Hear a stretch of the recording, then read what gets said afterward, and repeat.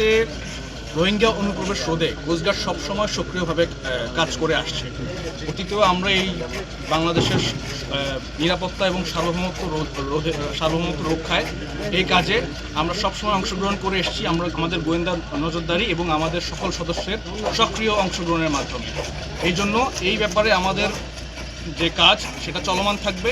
আমরা আমাদের গোয়েন্দা তৎপরতার মাধ্যমে ভবিষ্যতেও রোহিঙ্গা অবৈধ অনুপ্রবেশ রোধে কাজ করে যাব। আপনারা কোস্টগার্ড আপনারা জানেন আমাদের নাফ নদীর যে আওতাভুক্ত এলাকা আছে সেই এলাকায় প্লাস সমুদ্রপথে সবসময় আমাদের খুবই অ্যাক্টিভ পেট্রোল সবসময় নিয়োজিত থাকে এবং আমাদের এই অ্যাক্টিভ পেট্রোলের কারণে যে অবৈধ কাজগুলো সবসময় সমুদ্রপথে বা নাফ নদীতে হয়ে থাকে সেই সন্ত্রাসী কাজগুলো অবৈধ কাজগুলো সবসময় ব্যাহত হয়।